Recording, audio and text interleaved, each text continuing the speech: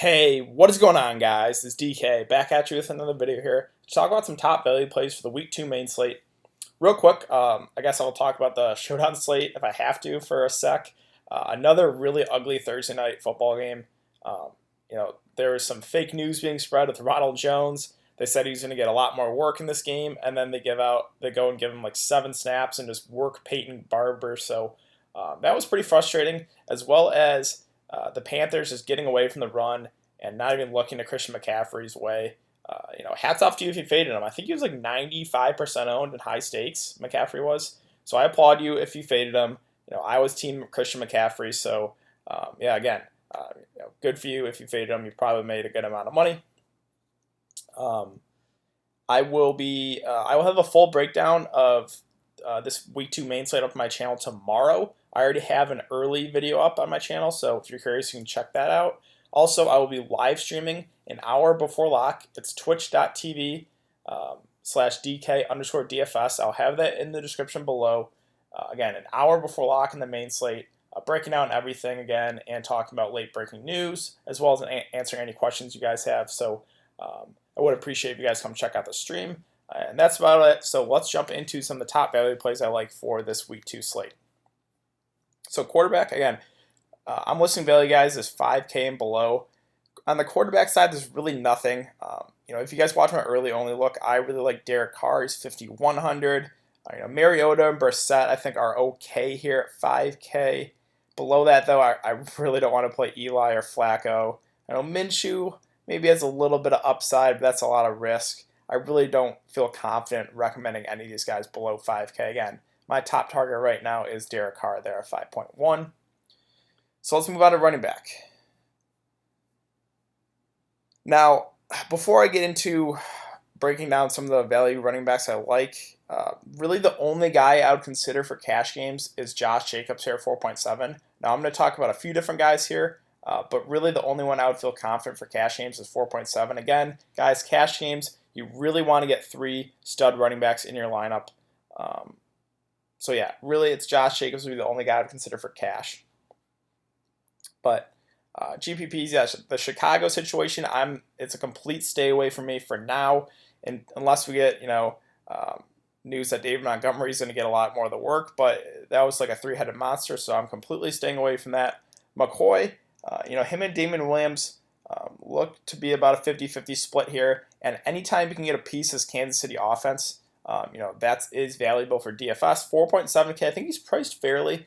Doesn't have huge upside. Damon Williams does have a lot more upside because he has that PPR ability. McCoy in his older age, don't see him catching too many passes, but he's still worth a shot here at 4.7 in a game that should be a lot of points scored. So I think McCoy is solid. And then Josh Jacobs, he's going to be really chalky for cash games. Again, really high over-under. They gave him 23 carries in Week 1. My only concern is the Raiders held the lead the whole time in that game, so it was really good game script for Josh Jacobs. I'm just concerned if Kansas City gets off to an early lead, what happens to Josh Jacobs? Do they still throw him out there a lot, or do they use Jalen Richard a good amount? So that is the only thing that scares me. At a 4.7K, he really doesn't have to do a whole lot, and Kansas City's defense is nothing to be scared about. So the only thing I'm concerned about with him is Kansas City getting off to a really big lead, and then they go away from the run. The Denver situation, too, it's just a really ugly game, Denver and Chicago. Lindsey, Royce Freeman kind of splitting the work. It's a stay away from me. Miami, same thing. I just can't target anyone on that offense right now. Singletary's interesting here at 4.2. I think he's worth a shot for GPPs. Now, he outsnapped Frank Gore and looked a lot better, but only got 4 carries. But 4 carries are 70 yards. So this is a guy that obviously you can't do it for cash, but for GPPs, I think he has upside. He looks really good. Also, 5 catches for 28 yards as well. So, they do like this guy in the passing game. So Devin Singletary, I don't think he can go there for cash, but definitely someone that has some upside for GPPs. Malcolm Brown, I think, is okay at 4.1. They want to limit Gurley's workload like they did. It was a 70-30 split, I believe, with Gurley getting 70%, Malcolm Brown getting 30. Malcolm Brown, vulture, 2 touchdowns, but he still looked pretty good. And the Saints defense, nothing to be scared of. I don't think you can do it for cash, but for GPPs, another cheap value guy that I do like. And then the Washington situation. So Darius Geis is on the IR. So it's going to be AP with the early down work, and then Chris Thompson, kind of the third down specialist. I do still see him getting a few carries as well. It's really I talk about this a good amount with when there's two running backs. The PPR guy is the one that has more upside, so I think Chris Thompson has a lot more upside. But I think AP may be a little safer because he's going to get the early down work. So let me go to, where's Adrian Peterson here at 3.4. I mean, I guess you can consider him for cash games. I wouldn't feel great about it, but he still looked pretty good last year. He had over 1,000 yards in scrimmage last year, so he still has some left in the tank in him. But it just does worry me a bit. 34 years of age, Adrian Peterson. How much work are the Redskins really going to give him? So I think AP and Chris Thompson are both solid. Mostert here at 3.8. It's probably going to be the number 2 behind Breida now. It actually looked pretty good in week 1 as well. I think he's okay.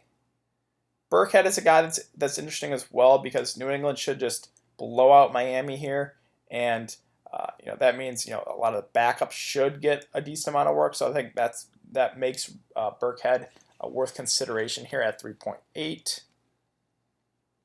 Below that, again, I'm staying away from the Denver guys. Oh, Latavius Murray, I think is actually really solid at 3.7 as a really cheap guy. Now, he's playing the Mark Ingram role. It's going to be like a 70-30 split with Kamara getting 70 and Murray getting 30%. But we saw Mark Ingram was still very valuable last year for fantasy, getting 30% of the work. So I think Latavius Murray goes really low owned because for cash games, everyone's going to go to Kamara. He's going to be one of the most popular guys, and no one's going to want to play running backs from the same team. So that's why I think Latavius goes super low owned, but at 3.7K, this guy has some upside. So, and he's still a good PPR back as well.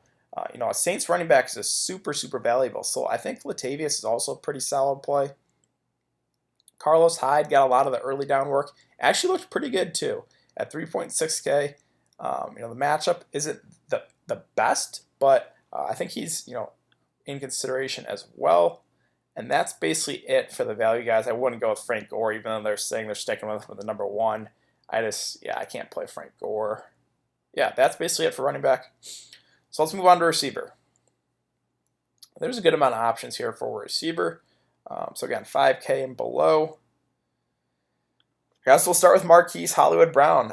Listed as questionable. Now, he obviously had that huge week 1, but was only out there for 14 snaps, something like below 20% of the snaps. I don't remember exactly what it was. But yeah, that does concern me. He has the foot injury now, the hip injury. Listed as questionable. I'm going to stay away. I think he might be a little popular because a lot of people will see that big stat line and want to get him in their lineup at 5K. But I'm going to stay away for now just because I want to see what the Baltimore wide receiver situation is going to be like in a close game. Again, this game was a blowout. So yeah, it's kind of a stay away from me for now. I'm going to let others chase that. McCole Hardman, he's a fringe cash game. Just because he's not really locked into the number 2 role. Kansas City has other guys, but he was out there for like 78% of the snaps in week 1, which is good, but only got targeted once, no catches. But yeah, with no Tyreek Hill, that's big shoes to fill. So McCole Hardman should be the next guy in the line at 4.8K. I would like it if he was a little more cheaper, but I still think he's a solid option. Emmanuel Sanders, I'm not a huge fan of this game, but I do like the player here and the price at 4.7, so I think he's okay.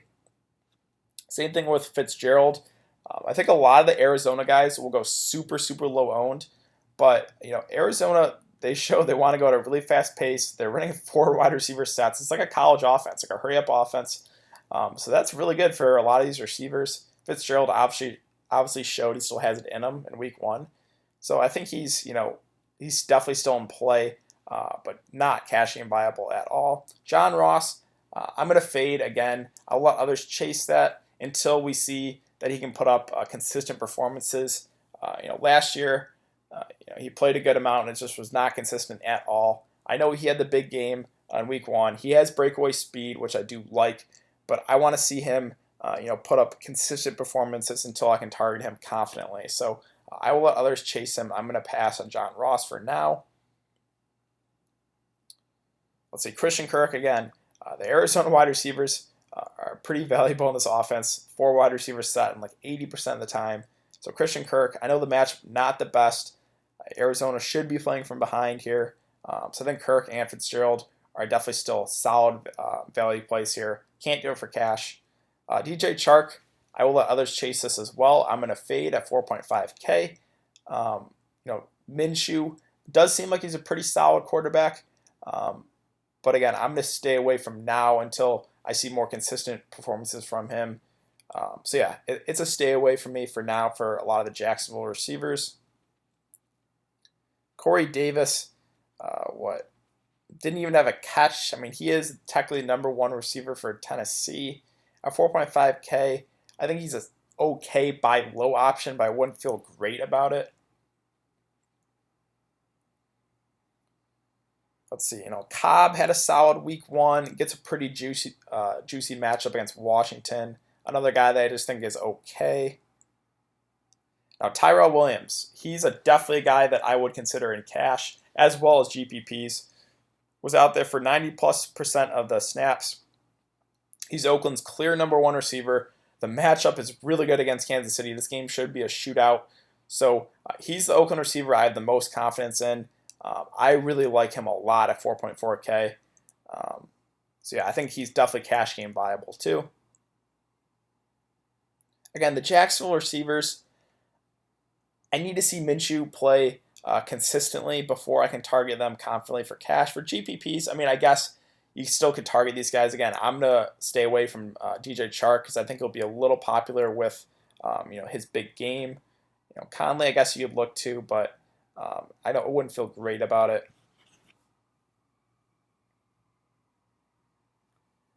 Let's see. Now, Hunter Renfrow, you can't do it in cash, obviously. I thought he was going to have a little bigger role. He's only out there for 28% of the snaps, which is not great.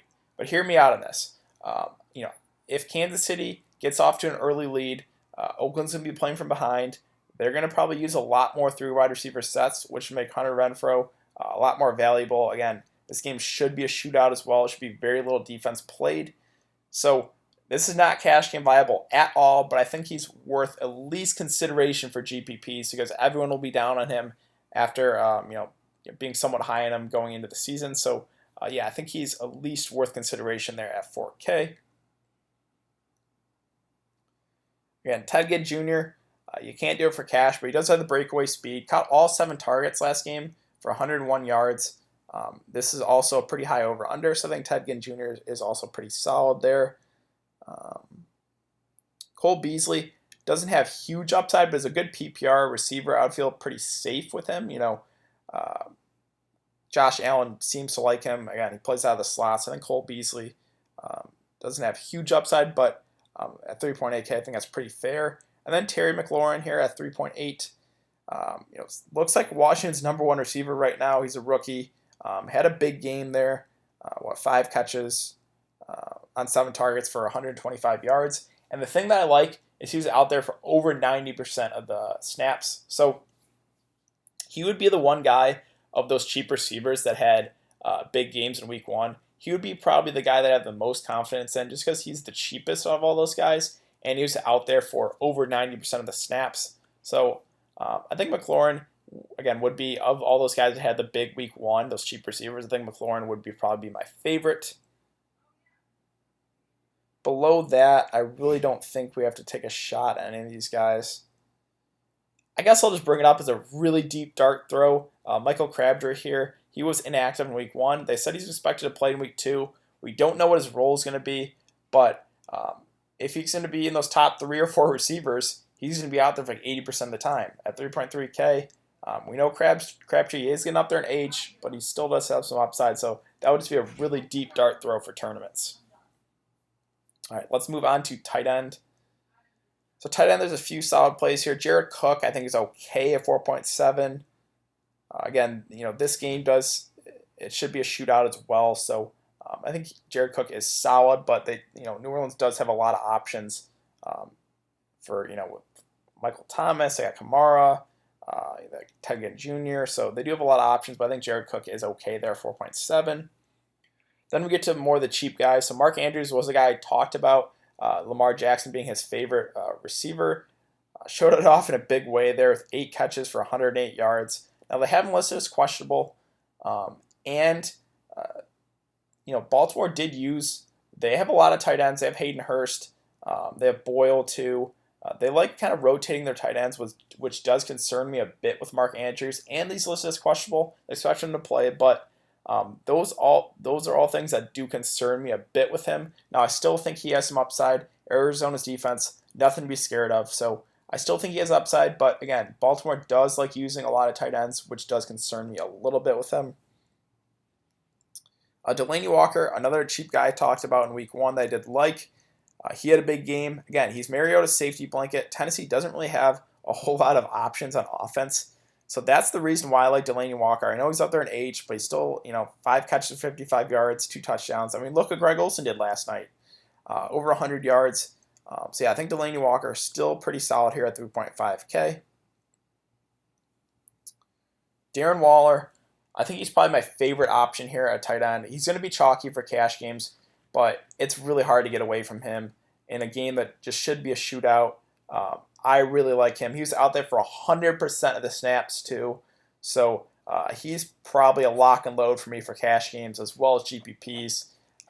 I'm really finding a hard time getting away from Darren Waller, so really like him here at 3.3K. Below him, Hawkinson I think is going to be pretty popular as well at 3K. I said I liked him, but I was going to take a wait-and-see approach for week 1, and he had a big. I was going to say, see how the Lions used him. Obviously, they used him a lot. 6 catches for 9 targets for 131 yards.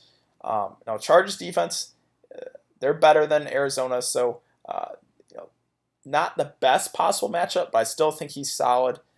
If I was going to pick between the two, though, I definitely would lean towards Darren Waller there.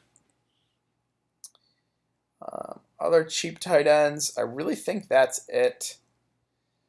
So yeah, guys, honestly, right now for cash games, this is what I'm starting my lineup with. I'm just going with Derek Carr, Tyrell Williams, and Darren Waller. And you can even look to Josh Jacobs too, and I wouldn't play all 4 of these guys, but definitely getting 2 or even 3 of these guys in your lineup just open up so much value elsewhere. So I like the Raiders a lot this week for cash games as well as GPPs too. So that's kind of my thoughts with the value plays for week 2. So yeah, that's basically it for the video, guys. Again, if you're new to the channel, I really appreciate if you're enjoying the content. If you would like this video, subscribe. If you have any questions, guys, you can leave it in the comment section down below. It's also really important to follow me on Twitter. That will be in the description below. I'll give my thoughts as we get more injury news. Again, I'll have my full breakdown of this week 2 up tomorrow. So if you're interested, you can put the notification bell on. Again, that video will be up tomorrow. And yeah, that's it. I will see you guys back here tomorrow. And again, I'll be live streaming an hour before lock on Sunday. It's twitch.tv/DK_DFS. So I'll see you guys then.